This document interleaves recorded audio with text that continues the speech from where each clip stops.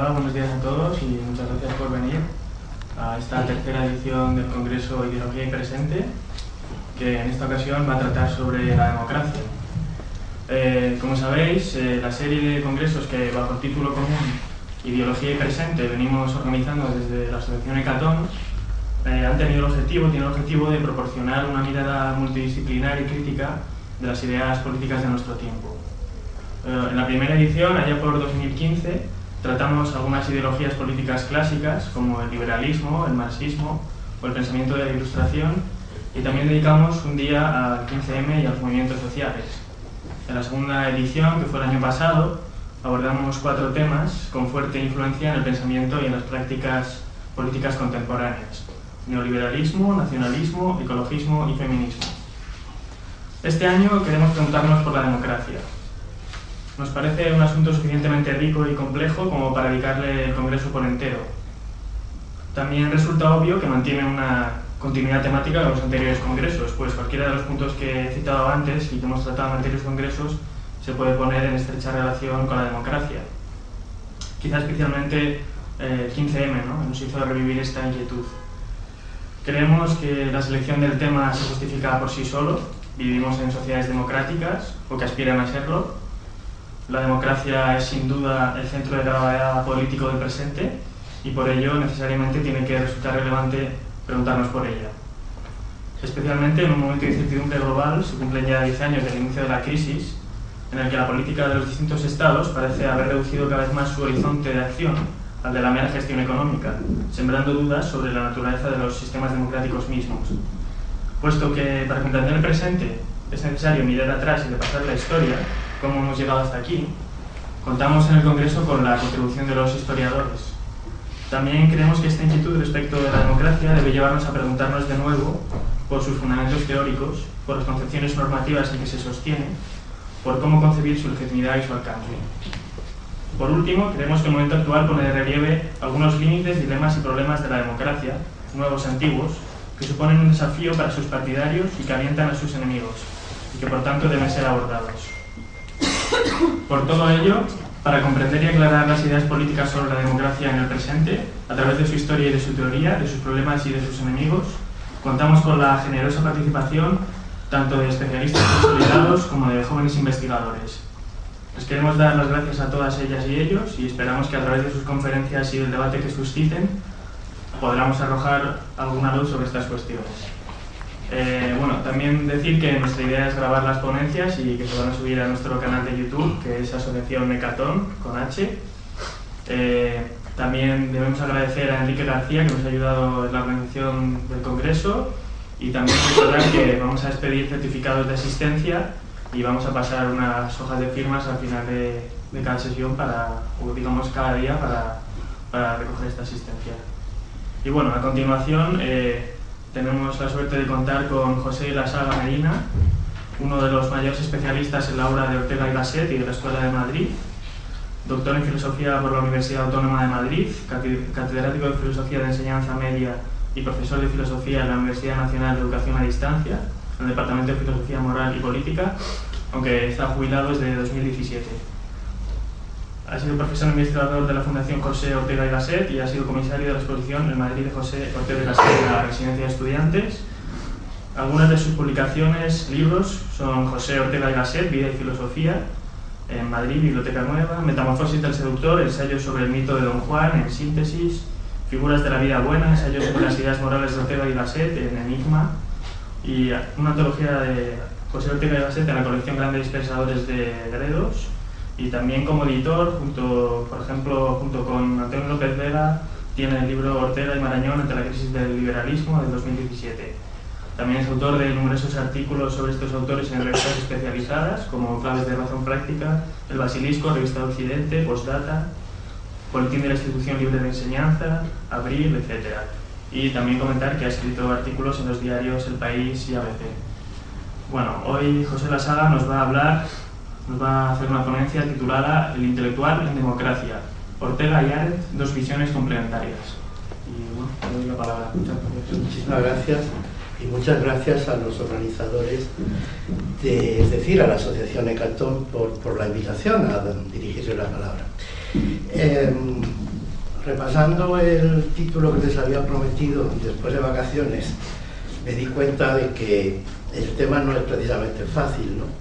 Es decir, podía ser intelectual democracia y pues uno se comprometía a efectivamente hacer un perfil del intelectual y a narrar las venturas y sobre todo desventuras de los intelectuales en democracia a lo largo del siglo XX.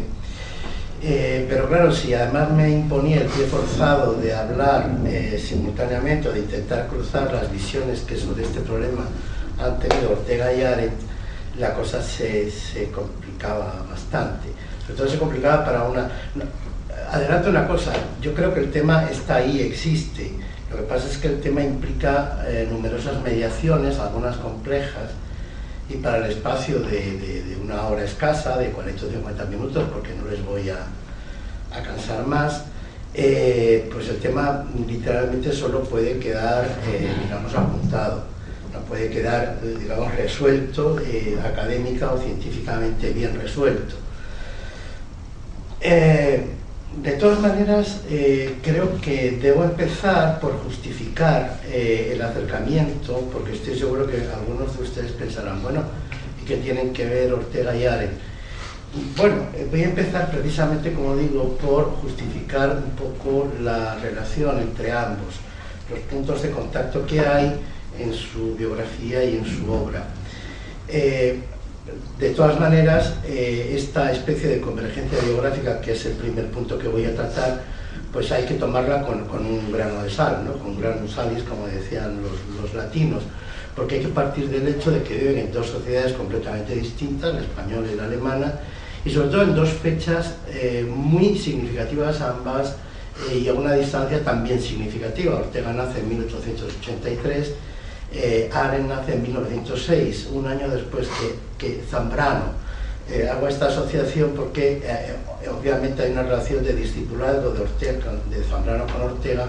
Si Ortega y Arendt hubieran coincidido en algún lugar, en alguna universidad, evidentemente Ortega habría pertenecido a la generación de los maestros de Arendt, como de hecho Heidegger, nacido en 1896, o Jasper es un poco mayor, creo que es del 81, no estoy ahora mismo del todo seguro, como de hecho los maestros de Arendt eran efectivamente de la generación de Ortega. Por tanto, tengamos presente esta diferencia absoluta o esta diferencia esencial. Sin embargo, empiezo con las coincidencias. Ambos fueron filósofos in partibus infidelium. En Meditaciones del Quijote, Ortega señala que él, catedrático de filosofía en esta universidad, en la universidad entonces se llamaba Universidad de Madrid, Universidad Central de Madrid, se queja de que en España no hay tradición filosófica alguna y él de hecho no reconoce más maestro que don Miguel de Unamuno. Evidentemente no había filosofía en sentido absoluto, hay que decir que sí había filosofía, había una cierta tradición clausista y había sobre todo escolástica. Pero Ortega considera que ni una ni otra están a la altura, vamos a usar una expresión muy suya, a la altura de las circunstancias. Es decir, no son filosofías europeas en el sentido pleno de la expresión. Y en cuanto a Arendt, evidentemente también hay una razón biográfica que la convierte en filósofa in partibus infidelium. Evidentemente en su caso tiene que ver con el hecho de la ascensión de Hitler al poder y su condición de mujer judía con formación filosófica. Si uso esta expresión un poco rocambolesca es porque estoy seguro que algunos de ustedes tendrán presente el arranque de la entrevista que le hizo Günter Gauss en la televisión alemana a principios de los años 60, donde empezó por identificarla como filósofa y entonces Arendt, una frase muy citada, contestó: yo no pertenezco al círculo de los filósofos, mi profesión es la teoría política. No me siento en modo alguno una filósofa, ni creo tampoco, y esto es interesante lo que añade, ni creo tampoco haber sido admitida en el círculo de los filósofos. Si ahora mismo abriéramos un paréntesis y hiciéramos un breve resumen de lo que algunos filósofos han dicho de la pobre Arendt, iban ustedes a ver que no exageraba nada. Pero el entrevistador insistió todavía, pues yo considero que usted es una filósofa, y entonces Arendt volvió a insistir. Mi opinión es que yo no soy filósofa. Me despedí definitivamente de la filosofía. Esto me interesa subrayarlo por algo que luego tocaremos. Me despedí definitivamente de la filosofía. Y luego comenta la existencia de una tensión permanente entre filosofía y política. Esa tensión permanente entre filosofía y política está también en la obra de Ortega, de otra forma, pero está idéntica como tensión, por tanto, en ambas obras, en la de Arendt y en la de Ortega. Cuando más adelante, en la misma entrevista, y hablando ya de la situación creada en Alemania con la llegada de Hitler al poder, comenta: el problema, el verdadero problema personal, no fue lo que hicieron nuestros enemigos, sino lo que hicieron nuestros amigos. Mi opinión es que cuando ella hace esta observación, está hablando sobre todo de sus amigos filósofos, sobre todo de su maestro Martin Heidegger. Sin embargo, sabemos que Arendt no se mantuvo del todo fiel a estas opiniones, del mismo modo que tampoco se mantuvo alejada de Heidegger, al menos cuando decidió enfrentarse a la naturaleza del pensamiento, cuando se hizo la pregunta ¿qué significa pensar?, en ese libro póstumo titulado La vida del espíritu, que puede considerarse un texto de la más alta exigencia de filosofía primera, si es que ya en la condición humana, y yo creo que en la inmensa mayoría de su obra, incluido el Eichmann en Jerusalén, que termina por aislar, por enunciar un problema filosófico de primer rango, no son, es decir, no es toda la obra de Arendt una obra de estricta filosofía. Pero, en fin, respetando sus opiniones, habría que decir que efectivamente ella se vio a sí misma durante la mayor parte de su vida como una teórica de la política y no como una filósofa. Algo de esa misma equivocidad acompaña a Ortega, cuyos textos, quizá con excepción de los cursos de los años 30 y de la idea del principio de Leibniz, que es del año 46, no tiene una apariencia inmediatamente filosófica. También hay una coincidencia en la cuestión de estilo. Curiosamente, ambos, Ortega y Arendt, han sido criticados por lo mismo. Han sido criticados como pensadores que no tienen un sistema. Esto puede provocar sonrisas a estas alturas de la crisis de la filosofía, pero bueno, en cualquier caso ha sido un argumento que se ha esgrimido con mucha contundencia en el caso de ambos autores. Por tanto, hay también una cuestión de estilo de coincidencia entre ambos. Arendt fue también una universitaria atípica que nunca renunció, o que solo renunció muy tarde, a mantener una cierta libertad de movimientos respecto de las instituciones universitarias en las que enseñó. En una carta a Jasper, que le escribe al poco de llegar a Estados Unidos, ella le dice que entre sus planes no está en buscar una plaza de profesora, que ella prefiere ser una especie de, creo que la expresión, porque no he tenido tiempo de buscar la cita y no sabía dónde la tenía, creo que la expresión que usa es una especie de outsider de la cultura, es decir, una escritora independiente, cosa que un freelance, para usar la expresión que se usa en Estados Unidos, un freelance escribiendo aquí y allá. Es verdad que Ortega fue catedrático funcionario desde 1910, pero aquella facultad de filosofía, es decir, esta facultad de filosofía, al menos hasta la reforma del Plan Morente de 1931, apenas exigía tiempo y dedicación, por lo que la coincidencia con la Arendt, que vivió primero del periodismo, trabajando en un periódico sionista y más tarde en una editorial, es bastante defendible, ¿no?, desde el punto de vista de dónde estaban, digamos, sus socios y sus negocios. Una observación, para que vea que no exagero mucho, en las contadas noticias que hay sobre la actividad académica reglada de Ortega en esto, había años que solo tenía un alumno, que solo en los cursos había un alumno, y entonces, bueno, pues Ortega se iba al Escorial, estaba ahí trabajando, bajaba, le daba en un rato todas las clases de la semana al alumno, y nada, luego el alumno se iba y él se iba a sus cosas. O sea que cuando digo que realmente le exigió muy poco, es así. Y hay otra cosa es cuando ya se crea la reforma del Plan Morente, que convierte la Facultad de Filosofía en una facultad homologada a nivel europeo ya se convierte en una cosa bastante seria y con mucho éxito de alumnado, pero eso ya no nos ocupa. Una segunda coincidencia está en el hecho de que ambos vivieron experiencias trágicas en sus vidas. Ella, evidentemente, la experiencia de ser perseguida como judía y tener que huir a Francia, experiencia personal inseparable del acontecimiento histórico que a su juicio marca un antes y un después en la historia de Occidente, evidentemente me refiero a Auschwitz, y que le lleva a orientar, si no toda su obra, sí al menos la primera parte de la misma, para intentar responder a aquellas preguntas: ¿cómo fue posible? ¿Cómo pudo ocurrir? Cuya respuesta, en parte fracasada, le lleva a la redacción de su primer libro, Los orígenes del totalitarismo. Para Ortega, la experiencia dramática fue la Guerra Civil Española, de la que, esto es una especulación mía, debió sentirse hasta cierto punto responsable. Y aunque no respondió, como hace Arendt con Los orígenes del totalitarismo, no respondió con ninguna obra específica, su producción posterior quedará impregnada de ese fracaso histórico que representó para su generación el que la República de 1931 terminara en poco más de 5 años en un enfrentamiento civil. Ortega también conocerá el exilio, como Arendt, y de hecho coinciden Arendt y él, y lo comento a título anecdótico, por supuesto, en París, a donde llega Ortega en el otoño de 1936 y en donde se encontraba Arendt desde que en 1933, huyendo por la frontera checa, llegó a París.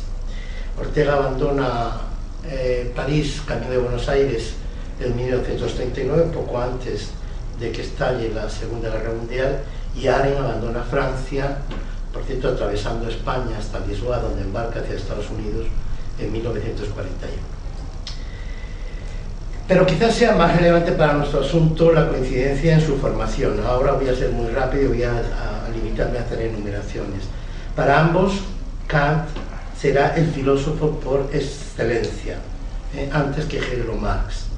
Lo será al principio en su formación y lo será al final. En ambos casos, Kant es algo así como el suelo donde construyen sus propios pensamientos. Ambos, lo he mencionado ya, pero ahora con un matiz, son outsider en la universidad alemana. Ella por su condición femenina y judía, Ortega por su lengua de origen y por su país de origen, el Mediterráneo. Ambos se forman en Marburgo durante al menos algunos años. Dato es poco conocido, que Arendt se encuentra con Heidegger en Marburgo, no en Friburgo. Conocen ambos la fenomenología de Husserl y muy pronto y de una forma o de otra se mantienen fieles a ella, antes como método que como inspiración profunda. De los dos podría decirse que lo que retienen de Husserl es su esfuerzo por devolver al mundo su independencia frente al sujeto idealista. Lo que podríamos llamar, con cierta exageración, afán de realidad de la primera fenomenología, les proporcionó una especie de protección frente a la abstracción tanto de las ciencias naturales como de la filosofía de la historia. Estos son, a mi modo de ver, un tema profundo en la filosofía de ambos, es decir, la necesidad de recuperar la realidad y de considerar que la realidad es algo que tiene vida en sí, que es una cosa en sí, para usar también un lenguaje clásico. Por tanto, ambos se debieron sentir cómodos con el lema "a las cosas mismas". Si les parece que fuerza a las cosas al atribuir, claro, está fuera de duda la identificación de Ortega bajo bandera fenomenológica, pero si tienen alguna duda respecto de que fuerza a las cosas con Arendt, les diré que ella misma se dice literalmente en el famoso coloquio de Toronto, al que me tendré que referir en alguna otra ocasión, dice literalmente: yo soy una especie de fenomenóloga. O sea que ella no es la única ocasión en que ella se reclama, evidentemente, especie de, es decir, una fenomenología no ortodoxa o no husserliana, en el sentido en que lo pudieron practicar algunos de sus discípulos. En cuarto punto, ambos se toman muy en serio a Heidegger, especialmente al Heidegger de Ser y Tiempo, y ambos son influidos por él, aunque evidentemente con resultados distintos, Y quinto y último, ambos bizquean hacia la política desde la teoría, defendiendo una oposición absoluta entre el hombre de acción, por un lado, y el filósofo o el historiador. Y para ambos el pensador tiene una configuración de espectador. También este tema lo retomaré al final, porque me parece que es quizás el que justifica mejor esta comparación que estoy haciendo. Y entrando, digamos, dando una vuelta de tuerca más en estos acercamientos, habría que decir que en sus respectivas filosofías hay, al menos yo he encontrado, y creo que existen al menos 4 puntos esenciales. El primero, en antropología filosófica. Como ya he dicho, ambos creen que el mundo es ajeno o extraño al sujeto y que ha de ser comprendido, no explicado. Y ambos sitúan la libertad como un radical del ser humano, de la vida humana en un caso, de la condición humana en otro. El radical que identifica la condición humana es la libertad antes que la racionalidad. Esto es de una extraordinaria importancia en ambos filósofos. ¿De acuerdo? El segundo punto de coincidencia es que ambos tienen una mirada sobre la crisis del siglo XX con puntos de contacto. Ambos creen que la crisis del siglo XX se ha gestado a lo largo del siglo XIX y que para entender el ciclo de guerras y revoluciones del siglo XX hay que volver la vista muy atrás al siglo XIX.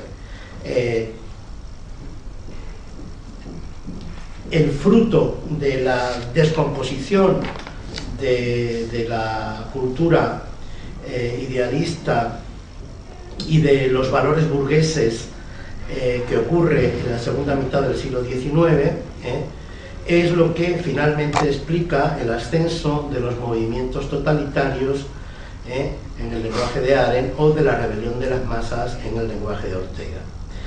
Por tanto, este fenómeno, que es el fenómeno nuclear de su lectura del siglo XX, se interpretan como un agotamiento, como un derrumbe, hay que usar palabras fuertes porque un agotamiento, un derrumbe de la modernidad, entendiendo por modernidad, la modernidad es en ambos sinónimo de edad moderna, no en ese otro sentido de la modernidad como la crisis de la edad moderna. Yo lo uso aquí como sinónimos, edad moderna es modernidad, por tanto entendiendo la modernidad como ese ciclo de vida espiritual que comienza en el siglo XVII con el descubrimiento de la subjetividad por parte de Descartes y Spinoza en filosofía, con el discurso científico fundado en el método matemático. Ambos conceden mucha importancia, tanto Ortega como Arendt conceden mucha importancia a la matematización de lo real que llevan a cabo Galileo y Newton,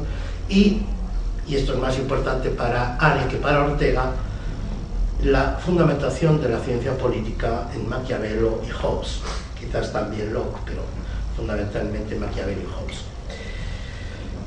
Por tanto, lectura del siglo XX y de su crisis desde el siglo XIX.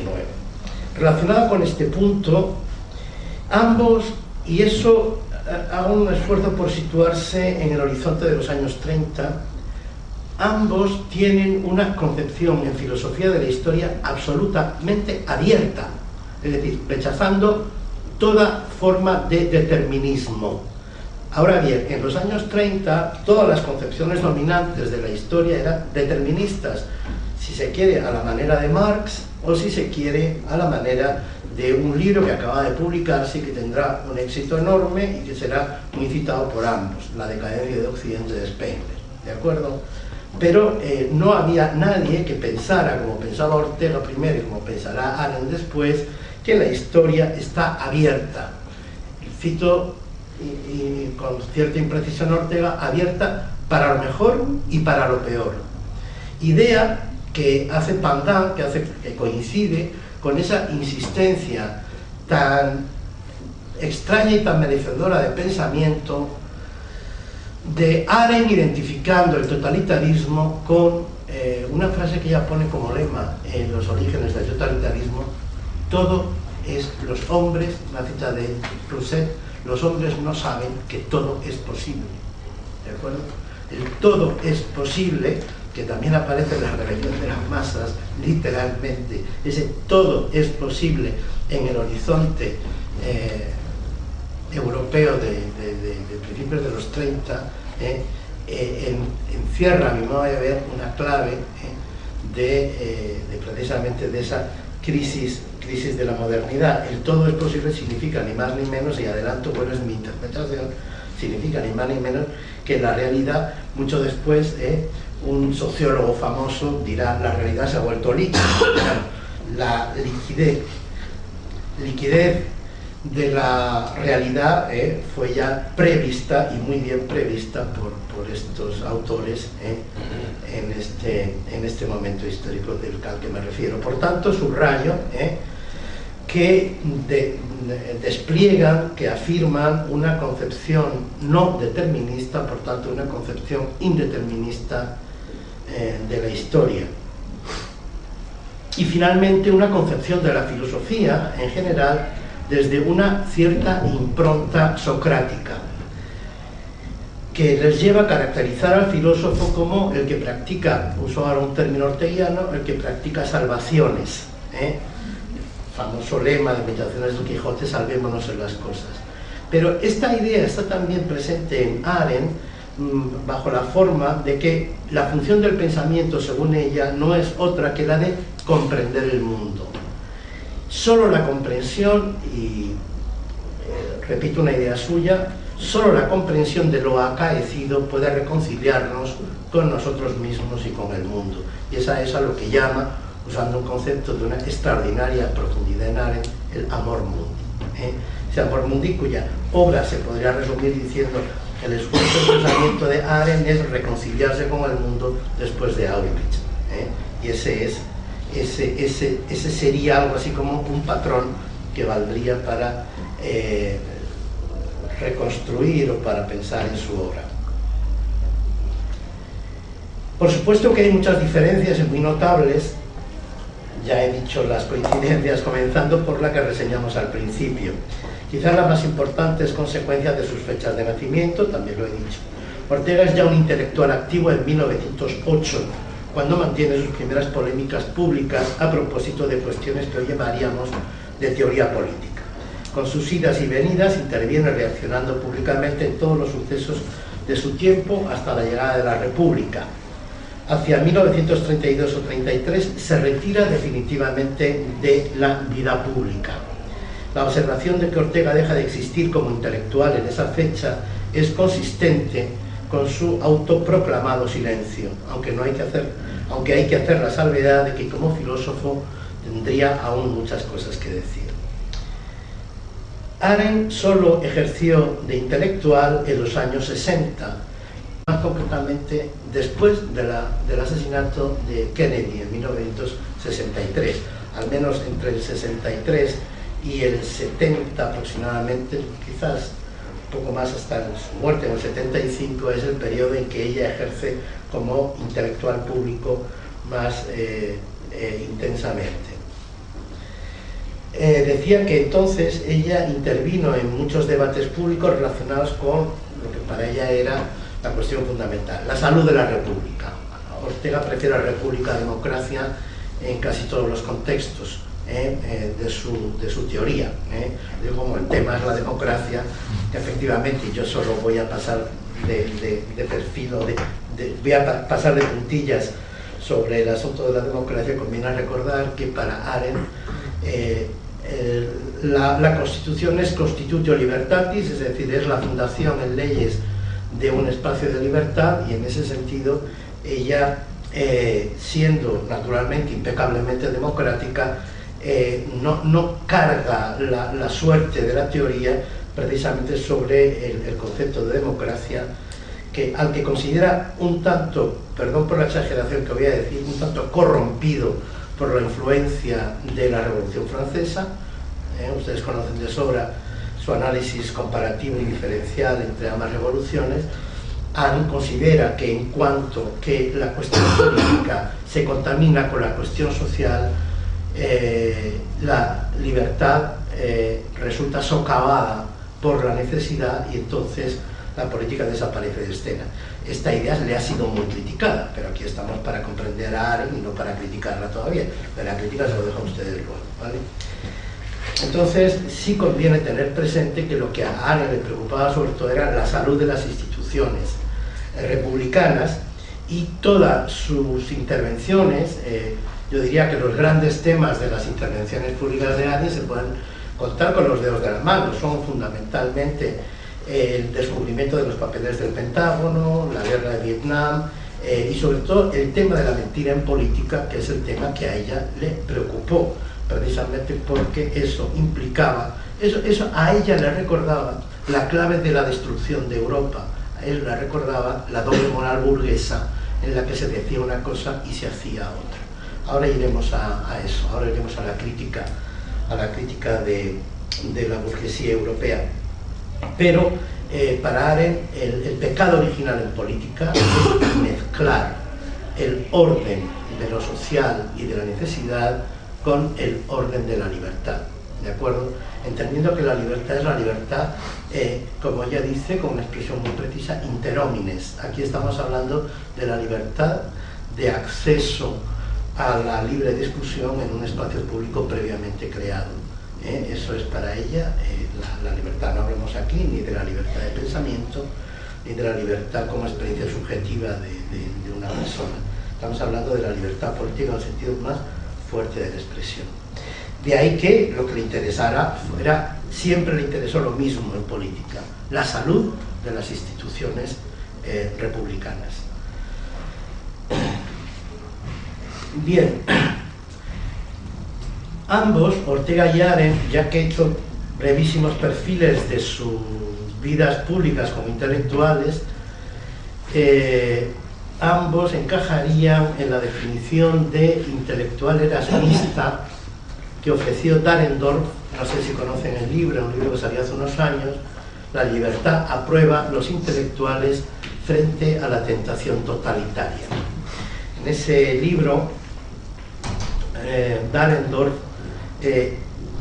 se plantea, el tema del libro es la resistencia de los intelectuales a la seducción del fascismo y del comunismo. Y se trata, por tanto, de que el fascismo y el comunismo fueron tentaciones muy potentes para los intelectuales, sobre todo en el periodo de entreguerras, tentaciones que evidentemente les llevaron a muchos, y sobre todo a muchos muy ilustres, a ceder a la fascinación de la ideología en contra de la libertad de pensamiento, de su propia libertad de pensamiento y de acción. Ortega y Arendt, a mi modo de ver, acreditaron resistencia frente a esas tentaciones. Aunque Dahrendorf no los menciona, dentro del canon de intelectuales liberales, de intelectuales heroicos. Para quién es el canon, cuáles son los intelectuales que forman parte del canon de Dahrendorf: Isaiah Berlin, Karl Popper y Raymond Aron, ¿de acuerdo? Pero yo creo que junto con estos hay otros muchos, evidentemente Norberto Bobbio, al que también cita Dahrendorf, no seamos injustos, pero Arendt no es santo de su devoción, no es santo de devoción de Dahrendorf, y en realidad en su libro solo la menciona para decir, hay que ver cómo salvó usted a Heidegger en su ensayo sobre los 80 años, ¿no? el famoso escrito que dedica al cumpleaños de Heidegger. Por tanto, y por supuesto a Ortega Dahrendorf lo ignora, no sabe que existe, de modo que no son mencionados como tales intelectuales erasmistas, es decir, intelectuales que anteponen la libertad a cualquier otro valor. Creo que Ortega y Arendt encajarían en este selecto club. Bien, entremos ahora en el tema, el intelectual en democracia. Bueno, no puedo llegar al fondo de la cuestión pero sí voy a decir algo, ¿de acuerdo?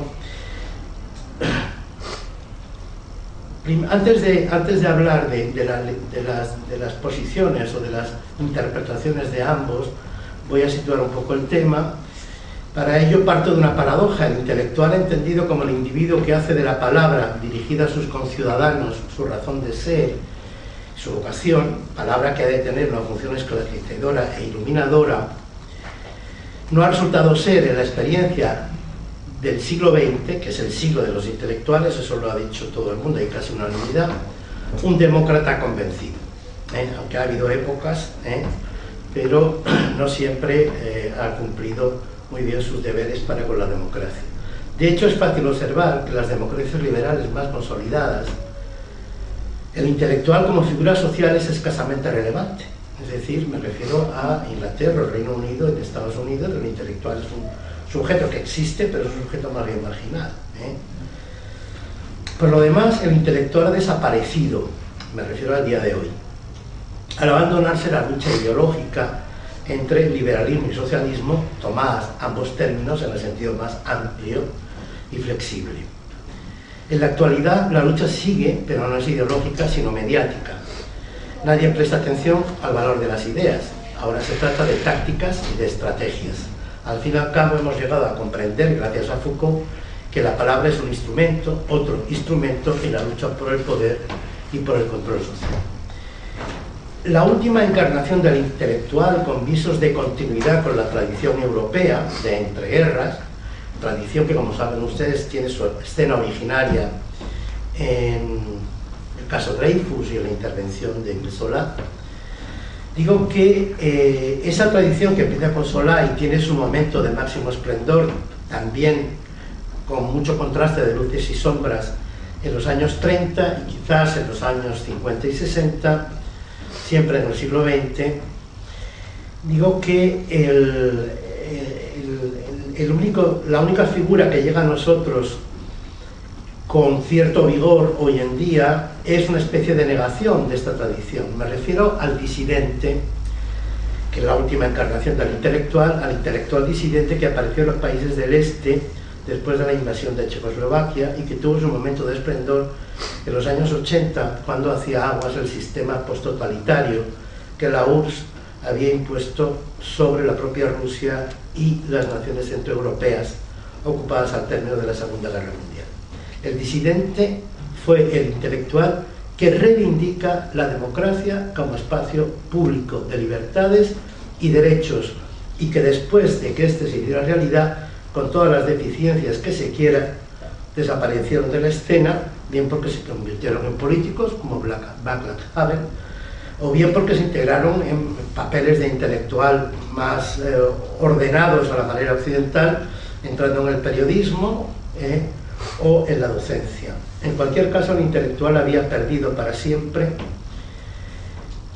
después de 1989, después de la fecha simbólica de la caída del muro de Berlín, había perdido para siempre la superioridad moral que le confería hablar en nombre de una filosofía de la historia que expresaba no solo necesidad intrínseca, sino que contenía la promesa de realización de ideales de igualdad y justicia.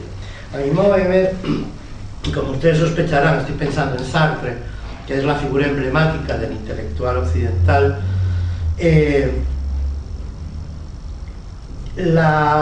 Esa figura emblemática del intelectual occidental, y por eso he dicho que el disidente de los países del este es una especie de contraintelectual, lo que siempre está haciendo es criticar la democracia, a veces criticarla solamente para mejorarla, ¿no? Eso es lo que harían los llamados intelectuales erasmistas que mencionaba Dahrendorf, pero en la inmensa mayoría de las ocasiones, y es el caso de Sartre, entendiendo que la democracia, incluso la democracia gobernada por partidos socialdemócratas o incluso por partidos socialistas, como podía pasar en Italia o en Francia, tenía que ser dejada atrás, puesto que era no más que un escalón en el proceso de la historia hacia una situación de plena igualdad y de plena justicia y de plena libertad, ¿no? Es decir, el paraíso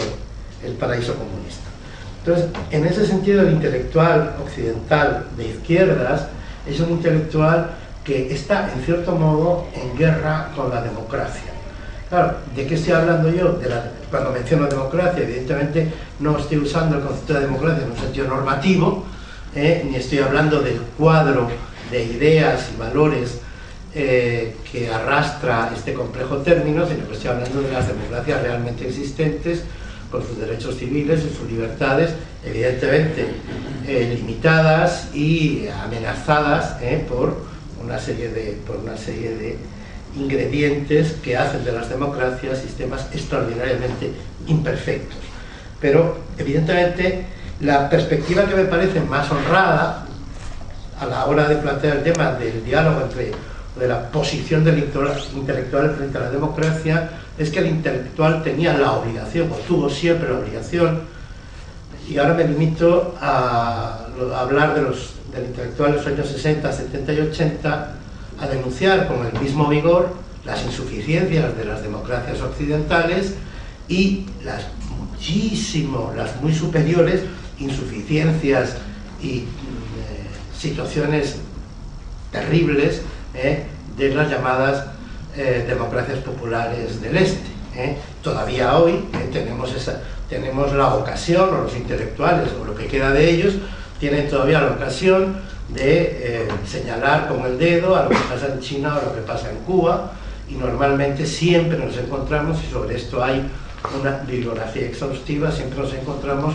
con dos varas de medir, que es importante reseñarlo, dos varas de medir que tienen siempre, vamos a dejar de lado la mala conciencia personal, ese no es un tema que interese, esa doble vara de medir tiene siempre su origen en una filosofía de la historia, progresista, de inspiración dialéctica, en dialéctica marxista. Entonces, en ese sentido, evidentemente la democracia no es más que una estación de paso que va camino de algún otro sitio.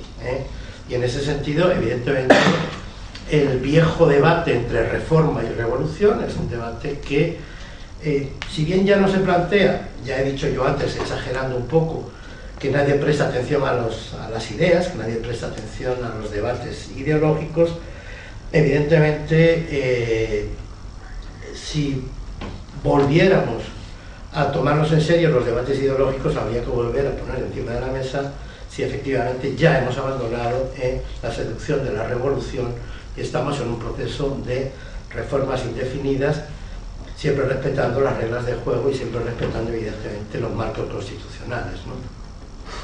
Bueno, esta era, digamos, este es mi cuarto de espadas, ¿no?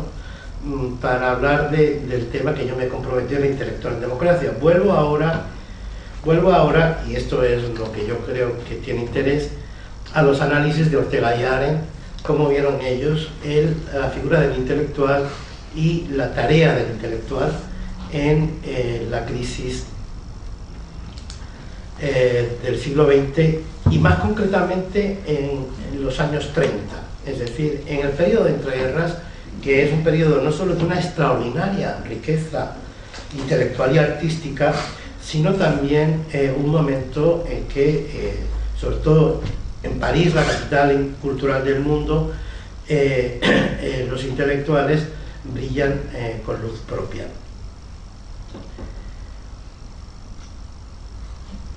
Pero también para ambos autores el intelectual está extraordinariamente cerca de esos movimientos, digamos,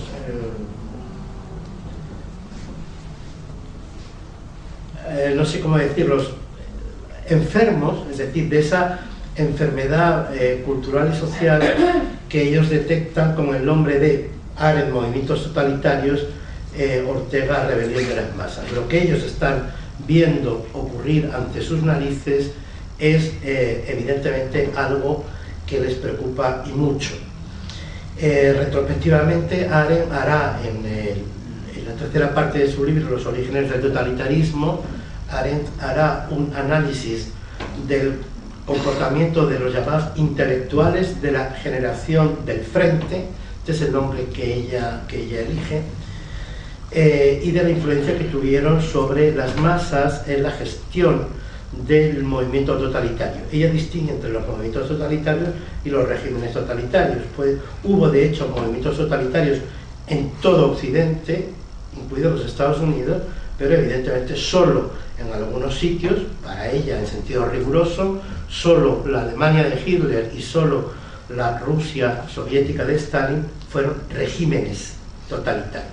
Es importante tener en cuenta esto, es importante que no pierdan ustedes de vista que ahora yo, cuando haga la analogía entre movimientos totalitarios y rebelión de las masas, hablo siempre de movimiento, no hablo por tanto nunca de régimen totalitario. No hablo de hitlerismo y no hablo de stalinismo. Solo sobre este trasfondo se entiende el análisis que hace Arendt de lo que llama en el segundo capítulo de esa tercera parte que se llama totalitarismo, la alianza entre la élite es la élite de intelectuales, y así los nombra, entre la élite y el populacho. Y el populacho son los líderes de los movimientos totalitarios. Es decir, es importante, el concepto de populacho lo define lo define Arendt con cierta imprecisión, pero yo he hecho todo lo posible para aclararme y de paso aclararles a ustedes qué es eso de qué entiende ella por populacho, y entiende exactamente el grupo social de desclasados que produjo la burguesía imperialista.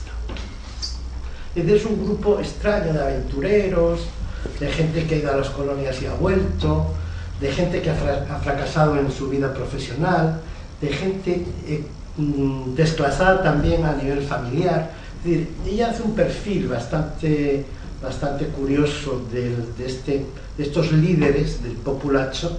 Evidentemente Hitler es un líder del populacho, Goebbels, Göring son líderes extraídos del populacho, lo mismo que Stalin, que era, no sé si lo saben ustedes, un atracador de bancos, ¿no?, en su Georgia natal, ¿no?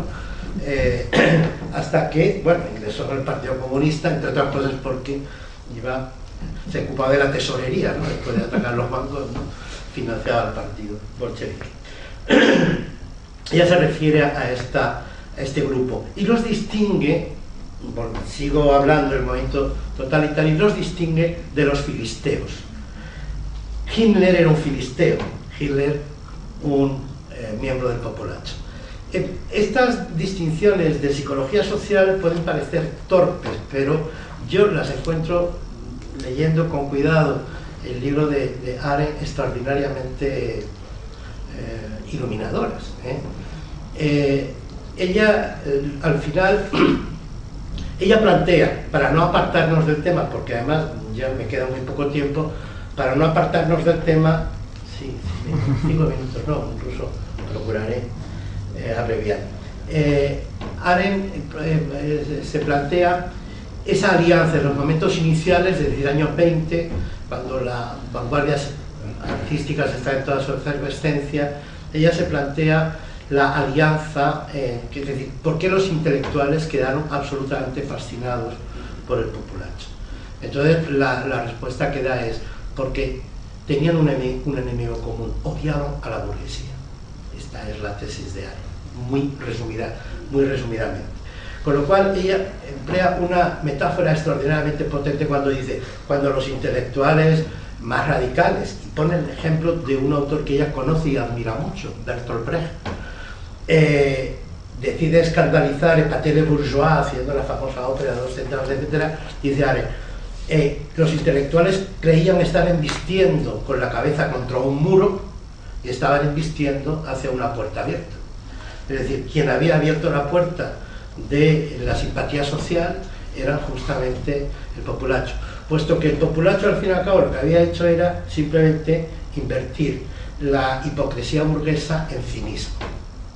Y esa inversión de la hipocresía en cinismo va a ser la clave del odio que la generación del frente, es decir, la gente que ha quedado marcada por la Primera Guerra Mundial. La Primera Guerra Mundial es el fruto de la hipocresía política y de la falsa moral burguesa, es decir, que se ha sustancializado en millones de muertos. Entonces, esa generación del frente digamos, vacía todo su odio y su desprecio, no en términos pacifistas, sino en términos de más guerra y sobre todo en términos de destrucción de cualquier cosa que suene a respetable.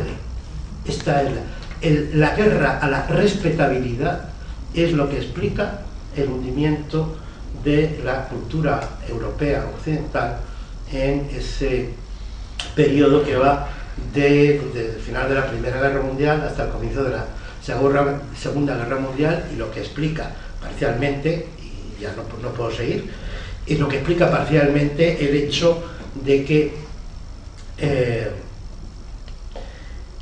los intelectuales y, digamos, las clases, la parte de la sociedad que todavía estaba encuadrada en clases sociales, con cierta identidad social, no hubieran visto venir por un lado, la fascinación que Hitler ejerció sobre las masas, y del otro lado, la fascinación que la revolución bolchevique y el comunismo ejerció sobre otra parte de las masas, y el hecho, bueno, junto con el fascismo italiano, y el hecho de que todo eso terminara chocando en una segunda guerra más feroz y más terrible que la anterior.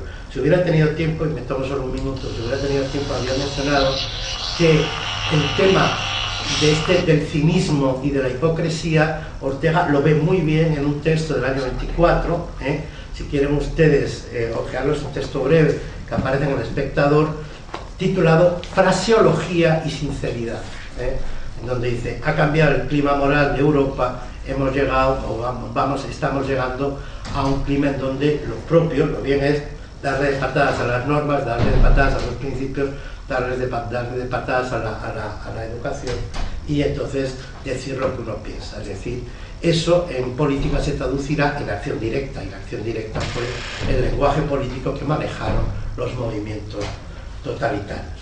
Bueno, y aquí termino. Me ha quedado por subrayar el punto de cómo ambos, Ortega y Arendt, se identificaban con la figura del espectador. Eso es un tema de una extraordinaria conveniencia, lo había guardado para el final, pero ya lo tocaremos en otro momento. Muchas gracias.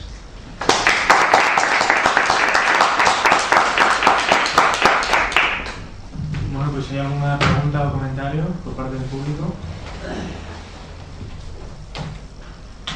Sí. A mí me gustaría preguntar sobre la noción de libertad, porque no conozco en profundidad el tema. Como hablaba de esta consideración del concepto de libertad como el concepto y valor esencial, si además eso es una noción completamente asimilable, la de Arendt y la de Ortega, o si hay diferencias que merezca la pena subrayar. No. La coincidencia está, y ahora le contesto a la pregunta, pero la coincidencia está no tanto en la forma de entender ellos la libertad, uno y otro, como en la importancia que conceden a nivel de estructura filosófica. Y ahora le contesto. Para Arendt la libertad está vinculada, ella toma la definición que yo considero más exacta, porque hay varias, es la definición que ella toma de Kant, inspirándose en Kant, en donde ella dice que libertad es la capacidad que tiene el ser humano de iniciar cosas en el mundo. Para Ortega la libertad podría describirse más o menos en esos mismos términos. Para Arendt, en la condición humana, lo que hace humano al animal humano es la acción, por tanto la libertad, porque la acción es la libertad en Arendt, ¿de acuerdo?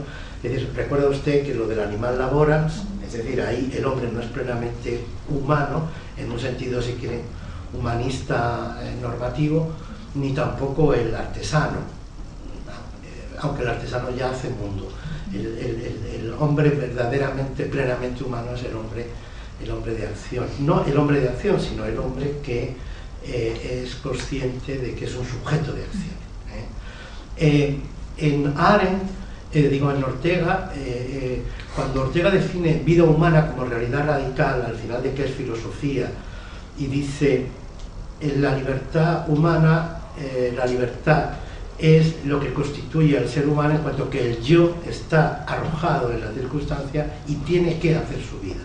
Es decir, quiera o no, es decir, la famosa frase de Sartre de estamos condenados a la libertad, está pensada, no dicha así, pero está pensada por Ortega en que es filosofía en el año 29, cuando dice: la estructura de la vida humana implica que el ser humano tiene que hacer algo siempre, en todo momento a lo largo de su vida. Yo no veo la idea de acción de Arendt y la idea de qué hacer de Ortega, no las veo tan distantes. Sí hay una distancia fundamental, y es que Ortega ignora, no sitúa la política en el núcleo de lo humano como hace Arendt. O sea que Ortega tiene una idea mucho más flexible de la libertad, digamos más cotidiana. Gracias. ¿Alguna otra pregunta? Sí, muchas gracias por la charla, me ha parecido muy interesante. Quería preguntar, igual es desviarse un poco del tema, pero lo que tiene que ver con los estereotipos que tenemos acerca del intelectual. Y una cosa que a mí me llama mucho la atención, creo que está muy relacionada con una cosa que he dicho, que es importante, que es la cuestión de la filosofía de la historia, ¿no? Y la concepción progresista de la historia. Llama la atención la asociación que se ha hecho tradicionalmente entre el intelectual y la izquierda. Parece que, ¿no?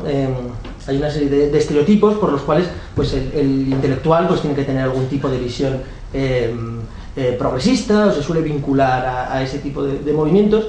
Y vinculado con eso, yo quería preguntarle sobre el papel, si es que ha habido algún papel de lo que podemos llamar intelectuales de derechas, porque yo tengo la impresión de que en realidad pues los teóricos, ¿no? y los intelectuales de la derecha, por así decirlo, no han sido intelectuales en el sentido de que no han tenido un papel público tan...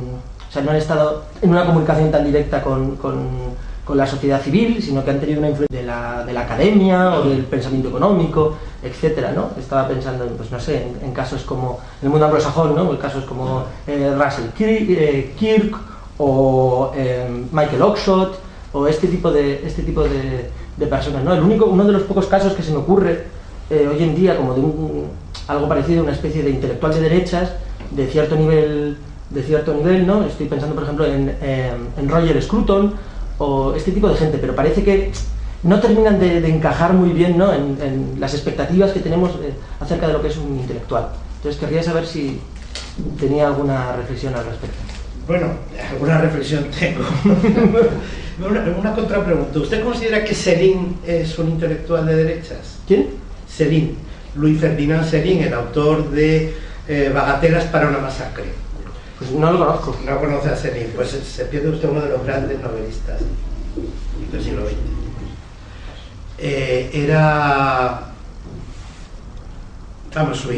Quiero decir, su idea acerca de los judíos era que había que exterminarlos a todos. Y lo escribió en un panfleto que tiene ese título, Bagatelle pour une massacre, que es del año, Bagatelas para una masacre, que es del año 31. Que publicó eso y nada, pues provocó un cierto debate. Es un intelectual de derechas el señor Céline. ¿Sabe por qué le planteo esto? Porque este debate, hay un texto muy interesante de una polémica que mantuvo Sartre con, mejor dicho, no hubo tal polémica. Sartre publicó un texto según el cual ser intelectual era necesariamente ser de izquierdas. ¿Por qué? Porque el intelectual de izquierdas es el que tiene el monopolio del bien. Lo digo así, en dos palabras. Del bien, de la variedad y la belleza, los trascendentales escolásticos, ¿vale? Y por tanto, fuera de la izquierda no hay vida intelectual, no hay posibilidad de vida intelectual. George Steiner, creo que el texto está en su libro Lenguaje y Silencio, muy relevante para todo esto. Creo que Steiner polemiza con Sartre, y polemiza con Sartre precisamente invocando la figura de Céline. Entonces, ¿qué viene a decir este hombre? Que el intelectual se dirige a la sociedad desde el valor, que viene a decir Steiner, que el intelectual se dirige a la sociedad desde la capacidad de iluminación, y eso es más o menos la definición que he dado de intelectual, desde la capacidad de iluminación que tiene el lenguaje con el que se dirige a la sociedad civil. No desde la supuesta superioridad moral. Eso es lo que Steiner rechaza en Sartre, que Sartre da por hecho que él tiene una superioridad moral que le autoriza a decir las cosas que dice. Esto es un vicio exclusivamente francés. Es decir, los ingleses, los norteamericanos, no han caído nunca en este error. Yo diría que los españoles tampoco. Es decir, un Unamuno, un Ortega, una Azaña no caen en esta. Es decir, los intelectuales marxistas orgánicos es posible, pero yo creo que no caen en este error. Es un error exclusiva y propiamente francés, que son los que han inventado, reinventado la figura del intelectual del siglo XX. Yo he contestado, ¿no? No me ha contestado. Creo que no me ha contestado del todo, no. Acerca de... O sea, entonces usted cree que sí se puede reconocer una cierta tradición de intelectuales de derechas y que han tenido un papel histórico importante a lo largo del siglo XX. Por supuesto, en la medida en que sean capaces de generar un lenguaje que ilumine los problemas económicos, morales, sociales, democráticos, de los valores de las instituciones, de la sociedad, sin duda alguna. O sea, yo estoy de acuerdo con Steiner, no estoy de acuerdo con Sartre. Bueno, en primer lugar me voy a sumar a los agradecimientos por su charla. Yo tengo una pregunta acerca de cómo entender nuestra esfera pública actual desde Hannah Arendt, de hecho si es posible hacer tal cosa. Lo que dice Hannah Arendt, por lo general, sobre la esfera pública es muy seductor para cualquiera con inquietudes republicanas, en el sentido de que esta idea de que lo público es valioso no solamente porque uno tiene un compromiso con el resto de ciudadanos, sino porque uno solamente es libre como individuo en la esfera pública, porque comparece como tal, como individuo y es sí mismo cuando habla con los demás, etcétera, etcétera. Pues esto es muy interesante, ¿no? Pero luego uno mira cómo funciona nuestra esfera pública actual y se pregunta si esta idea de Arendt, que en última instancia estaba basada en el paradigma de la polis ateniense, en el que pues, los ciudadanos hablaban y tal, uno se pregunta si eso tiene ningún sentido. Ahora, me explico. Nuestra esfera pública ahora mismo no consiste en una plaza del mercado en el que nos sentamos y hablamos, es a lo mejor un conato en el 15M, pero realmente nuestra esfera pública ahora mismo consiste en Twitter, en las redes sociales y más o menos también en algunos platós de televisión. A lo mejor también algunas columnas de opinión en algunos periódicos. Básicamente yo creo que en esto consiste nuestra esfera pública actual. Y esto por un lado. En segundo lugar, que somos sociedades gigantescas, de decenas de millones de individuos, en fin, complejísimas, ¿no? Absolutamente complejas nuestras sociedades, con lo cual, entre ambas cosas, parece bastante difícil que lo que comparezca en nuestra esfera pública sea un individuo, en vez de un movimiento, una tendencia, una identidad colectiva, etcétera, etcétera. Entonces, no es sencillamente que nuestra esfera pública ahora mismo pueda estar gobernada por unos cuantos personajes que a lo mejor no dan todo lo que habría que dar para ser un gran intelectual, ni nada por el estilo, no es que esté corrompida, es que realmente se desenvuelve en unas condiciones en las cuales lo que hay que hacer para poner cualquier idea en funcionamiento es competir por el producto, en fin, es una lógica completamente, digamos, a lo mejor capitalista es un término demasiado cargado ideológicamente, pero es una lógica completamente comercial de las ideas. Entonces, pero estas son las condiciones de nuestra esfera pública actual. Entonces, la única manera, digamos, que pueda haber de abordar, de comprender y, si acaso, de reformar nuestra esfera pública sería atendiendo a estas condiciones, a cómo se compone socialmente, pero a su vez parece que Hannah Arendt esto es algo que deja completamente de lado. Si, corríjame si me equivoco, pero si lo que hace Hannah Arendt, y si recuerdo haber leído aquí y allá, que trata de criticar la tradición revolucionaria jacobina, etcétera, etcétera, bueno, pues es que son los jacobinos, y es Robespierre el primero que dice que para tener una sociedad política por hablar pronto y mal, como Dios manda, tiene que haber unas condiciones sociales. En fin, es esta tradición revolucionaria la que tematiza las condiciones sociales, materiales, reales, en las que se desenvuelve el intercambio político. De manera que recupero la pregunta original: ¿cómo entender la esfera pública actual desde Hannah Arendt? Y si tal cosa es posible, especialmente teniendo en cuenta que parece ser la propia Hannah Arendt la que va a despreciar los instrumentos que le permitirían hacerlo. Bueno, ha dicho usted que las ideas de Arendt le parecen interesantes. ¿Le parecen también verdaderas? Hasta cierto punto. Me resultan seductores. Ya, pero no estamos en condiciones de determinar si son verdaderas o falsas. No estamos en condiciones de determinar si tiene o no tiene razón cuando dice: si la cuestión social invade el orden político, la el orden político se va al garete. No estamos en condiciones de juzgar eso. Pero si se fija en el análisis comparativo que ella hace, aquí el libro fundamental que tendríamos que tener presente es sobre la revolución, está de acuerdo conmigo, ¿no? Es porque ahí no es tan teórica como en la condición humana, que es donde está el modelo, la construcción del modelo ideal del mundo griego, etcétera, etcétera, sobre el que usted ha ironizado un poco. Para tomar tierra, para acercarnos a lo más posible a la realidad, le diría que justamente si Arendt estuviera aquí podría decirle, claro, pero ¿no se da usted cuenta de que es justamente el éxito del modelo de la revolución francesa, imitada por la revolución bolchevique, que se convierte en el modelo de revolución, lo que justamente arrastra el fracaso de cualquier forma de revolución política? Es decir, en lo que estamos es en una historia única que desde Robespierre hasta nuestros días justamente plantea lo social, lo económico, lo comercial, llamémosle como queramos, como primer plano. Para Arendt, la necesidad está en la raíz del comercio. El capitalismo es una invención de la necesidad, del orden de la necesidad. El capitalismo no es una idea política para Arendt. Eso es lo que ella piensa.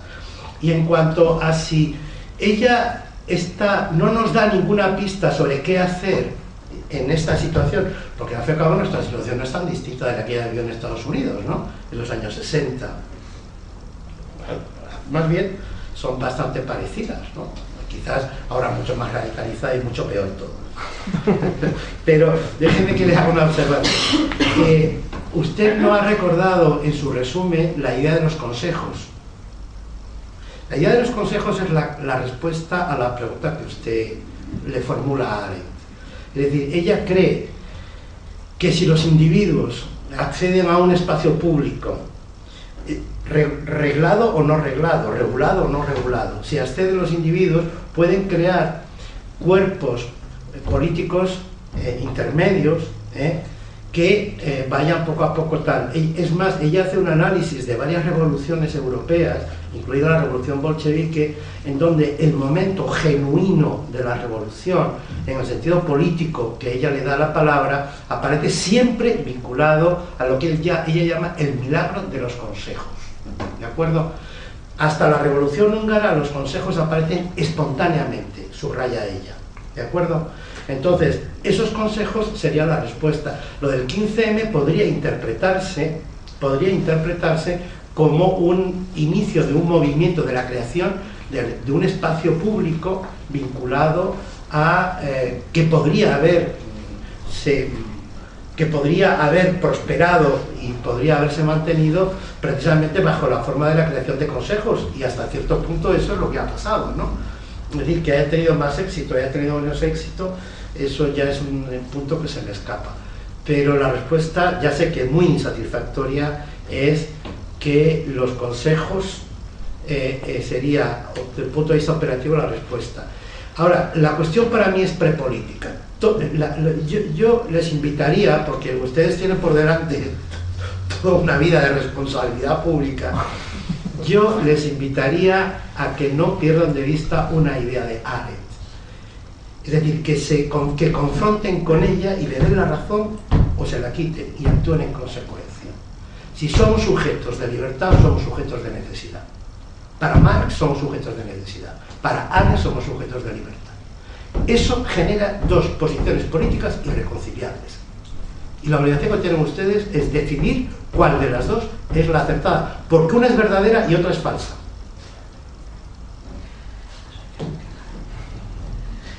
Perdón por mí.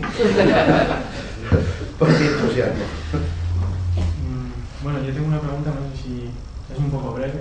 En un momento ha mencionado que Ortega se sentía, en cierto modo, responsable de la guerra civil. Sí. Quería preguntar en qué sentido es así y, digamos, al hilo de esto, quería preguntarle o si pudiera profundizar sobre, digamos, el supuesto conflicto entre democracia y república que hay tanto en el pensamiento de Ortega como en Arendt, porque, digamos, la posibilidad de una república democrática que ocurrió en la Segunda República Española, fue lo que se vio truncado, y en qué sentido, digamos, consideran que hay un conflicto entre democracia y república. Bueno, la primera pregunta,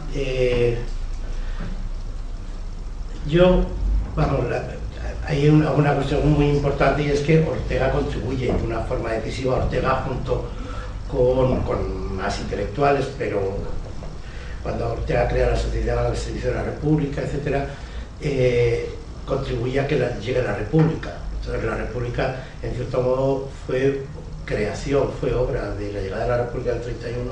La afirmación de la República fue algo en lo que Ortega arrimó el hombro. No solo eso, sino que Ortega también estuvo en la Constituyente, participó de forma muy activa en la redacción de la Constitución de la República, aunque hubo un par de puntos en los que no estuvo de acuerdo, ¿no? Y mostró sus diferencias. Como es sabido, Ortega se distancia de la República muy pronto, ya en diciembre del 31, es decir, pocos meses después de su llegada, ya hace el famoso discurso de rectificación de la República. Pero conviene no perder nunca de vista que la rectificación de la República es literalmente eso, que solicita que la República rectifique la marcha que lleva. Y Ortega vio muy bien el dilema que estaba ocurriendo, que iba a ocurrir en el 32 y en el 33, y es que era una república donde no había casi republicanos, porque el ala derecha de la República no quería la República y el ala izquierda de la República quería la revolución. Si usted repasa los artículos que Ortega publica en el año 32, verá que hay en algunos de ellos dice: esto, la República no es la revolución. Si los republicanos se empeñan en convertir la República en una revolución, se equivocan. Y añadió, en plan torero, y si no, al tiempo. Lo dicen a finales del... Esto lo dice en un artículo del 32. Entonces, conviene que no caer en el error de pensar que Ortega no fue republicano. Ortega fue siempre republicano y no fue otra cosa, porque no consideró... Es decir, él fue... ¿Cómo se llama? No se llama oportunista, ¿cómo se llama en política? Los que consideran que las formas de gobierno no son fundamentales. Accidentalista. Ortega fue desde el principio accidentalista. Por tanto, Ortega había defendido en el año 45 una restauración de la monarquía de Don Juan para que Franco hubiera salido del poder, sin duda alguna. Es decir, eso significa que no hubiera sido republicano, que no hubiera considerado la república como una forma de gobierno superior, moralmente superior, sí, pero Ortega fue pragmático en este punto. Entonces, en ese sentido, yo creo que el fracaso de la República es el fracaso de su generación. No es tanto en lo personal, sino como miembro de su generación. Y en cuanto a la pregunta que me hace sobre democracia y república, yo creo que la tensión más bien está, y Ortega sí fue muy sensible a esa tensión, entre democracia y liberalismo. Es decir, que incluso él lo teoriza en algún ensayo, ¿no? Es decir, el liberalismo como un principio de respeto a las libertades, como, digamos, el fondo constituyente de un proyecto constitucional, es para Ortega mucho más importante que la forma de elección de esta. O sea que Ortega no pertenece a otra cultura política, y toda la dimensión normativa que arrastra hoy el concepto de democracia, Ortega lo ignora. Entonces, en ese sentido, Ortega es muy cuidadoso con la idea de que si no hay normas constitucionales, si no hay principios constitucionales fuertes, vamos a llamar república eso, si no hay principios constitucionales fuertes y respetados, reglas de juego con valor universal para el Estado-Nación, entonces, y en eso coincide con Arendt, entonces todo se va a la porra. Entonces, en ese sentido, Ortega concede más importancia a la república que a la democracia. Bueno, pues si no hay ninguna pregunta más, yo creo que con esto podemos cerrar. Muchas gracias a la sala por escuchar.